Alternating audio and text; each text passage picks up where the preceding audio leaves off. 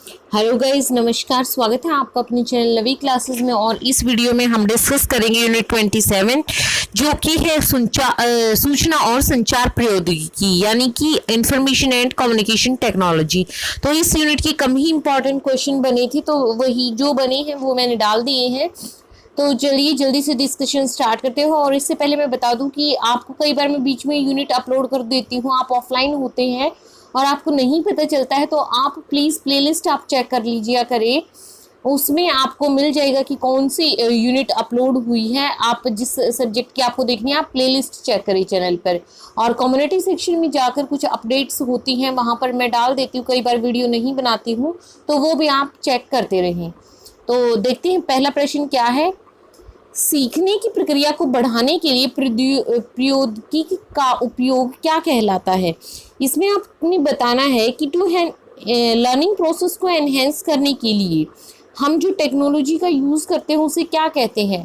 Option 1 ICT, option B BIT, option C IT, option C NIT. तो इसका correct answer जो है वो है आपका ऑप्शन ए आईसीटी।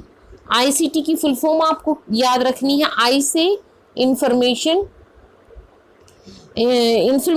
एंड सी से communication, information and communication technology, सूचना और संचार प्रौद्योगिकी।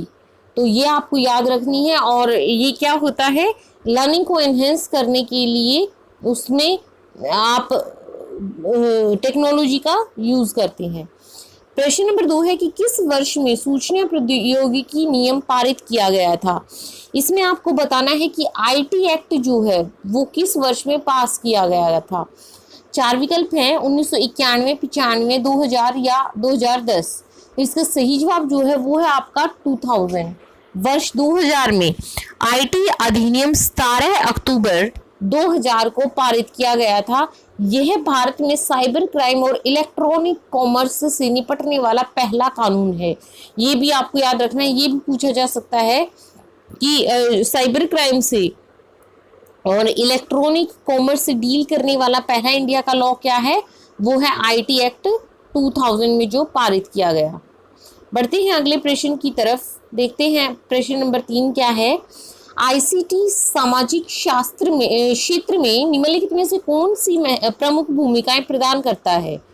विकल्प है आपके पास कि ज्ञान प्रदाता, रोजगार प्रदाता है, ये शिक्षा प्रदाता है या उपरोक्त सभी। तो उपरोक्त सभी जो है इसका बिल्कुल करेक्ट आंसर है, क्योंकि नॉलेज प्रोवाइडर भी है आईसीटी, एम्प्लॉयमेंट प्रोवाइडर भी है, एजुकेशन प्रोवाइडर भी है। क्वेश्चन नंबर 4 देखते हैं क्या है। सूचना प्रौद्योगिकी की पहुंच रखने वाले और जिनके पास सूचना प्रौद्योगिकी और इसके संसाधनों तक पहुंच नहीं है, इनके बीच फूट का शिकार क्या है। मतलब कि इसमें आपको बताना है the divide between the haves who have access to information technology and not have nots, मतलब who do not have access to information technology and its resources। तो इन दोनों के बीच जिनकी those who have access to information technology और don't have access, दोनों के बीच की जो डिफरेंस है, डिवाइड है, उसको आप क्या कहेंगे। ऑप्शन ए वाणिज्यिक विभाजन, बी सम्मित विभाजन, सी डिजिटल डिवाइड या ऑप्शन डी द्विपक्षीय विभाजन। तो इसका करेक्ट आंसर जो है वो है आपका ऑप्शन सी, जो कि है डिजिटल डिवाइड। प्रश्न नंबर 5 है कि इंटरनेट के संबंध में निम्नलिखित में से कौन सा कथन सही है, यह आपको बताना है। पहला विकल्प कहता है कि यह कंप्यूटर नेटवर्क की दुनिया में व्यापक वेब को संदर्भित करता है। दूसरा विकल्प है कि इसने सूचना, डेटा और ज्ञान स्रोतों का एक विशाल संसाधन आधार बनाया है। तीसरा विकल्प कहता है यह ईमेल की तरह है, इलेक्ट्रॉनिक एक्सचेंज सुविधा प्रदान करता है। चौथा विकल्प कहता है कि उपरोक्त सभी। तो उपरोक्त सभी जो है इसका करेक्ट आंसर है, क्योंकि इंटरनेट की रिगार्डिंग सारी की सारी जो है बिल्कुल सही इंफॉर्मेशन है। ये इंटरनेट जो है ये it refers to world wide web of computer networks, और इसने एक बहुत एनॉर्मस रिसोर्स बनाया है, एक बेस बनाया है इंफॉर्मेशन का, डेटा का और नॉलेज सोर्सेज का। और ये इलेक्ट्रॉनिक एक्सचेंज फैसिलिटी भी प्रोवाइड करता है, जैसे ईमेलिंग की सुविधा। प्रश्न नंबर 6 है आईसीटी के प्रमुख प्रभावों में से एक डैश क्षेत्र में देखा जा सकता है। तो आपको बताना है कि आईसीटी का यूज इनमें से मेनली किस में होता है। ऑप्शन ए शिक्षा, बी कला, सी कार्टून या डी कोई नहीं। तो देखिए यहाँ पर इस यूनिट में मेनली एजुकेशन को ही फोकस करके आईसीटी टेक्निक के इंट्रोडक्शन की बात की गई है। तो इसमें एजुकेशन जो है एक मेन फील्ड है जहाँ पर आईसीटी का यूज़ होता है लर्निंग को एनहेंस करने के लिए। प्रश्न नंबर 7 है कि भारत का सबसे आईसीटी मित्र राज्य आपको बताना है, आईसीटी फ्रेंडली स्टेट कौन सा है। Option A Maharashtra, B Madhya Pradesh, सी आंध्र प्रदेश या डी राजस्थान। तो करेक्ट आंसर जो है वो है आपका ऑप्शन सी आंध्र प्रदेश। आंध्र प्रदेश जो है वो सबसे ज्यादा आईसीटी फ्रेंडली स्टेट है। प्रश्न नंबर 8 है शिक्षा प्रदाता के रूप में आईसीटी के बारे में आपको बताना है कि निम्नलिखित में से कौन सा कथन जो है वो सही है। पहला विकल्प है कि यह गुणवत्ता में वृद्धि कर सकता है और बेहतर शिक्षा प्रदान करने में मदद कर सकता है। दूसरा विकल्प है यह सामग्री में लगातार परिवर्तनों को शामिल करने की सुविधा देता है। तीसरा विकल्प है कि यह चीजों को अधिक पारदर्शी बना सकता है और धीरे धीरे बाहरी दुनिया के साथ प्रतिस्पर्धा की भावना विकसित कर सकता है। चौथा विकल्प है उपरोक्त सभी। तो उपरोक्त सभी जो है इसका बिल्कुल करेक्ट आंसर हो जाएगा आपका, क्योंकि आईसीटी की एज एन एजुकेशन प्रोवाइडर ये बहुत काम कर सकता है। It can augment quality and help better education provide करने में ये मदद करेगा। इनकॉर्पोरेशन ऑफ फ्रीक्वेंट चेंजेस को ये फैसिलिटेट करता है। ये थिंग्स को ज़्यादा ट्रांसपेरेंट बना सकता है और स्लोली ये सेंस ऑफ कंपटीशन जो है आउटसाइड द वर्ल्ड वो डेवलप करता है। तो सारे के सारे काम जो है आईसीटी के सारे जो हैं ये फीचर्स हैं। प्रश्न नंबर 9 है कि डैश एक प्रमुख स्रोत है जो ज्ञान इनपुट को प्रभावी ढंग से प्रबंधित करने के लिए साथ साथ साझा करने, आदान प्रदान करने और बनाए रखने की सुविधा प्रदान करता है। इसमें आपको बताना है कि क्या एक की सोर्स है जो sharing, exchanging, retaining as well as managing effectively the knowledge input, ये सारी चीज़ें फैसिलिटेट करता है।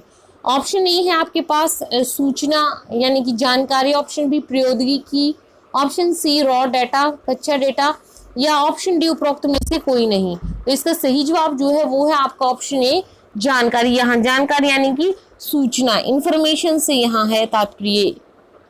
तो इंफॉर्मेशन जो है इसका मेन सोर्स है।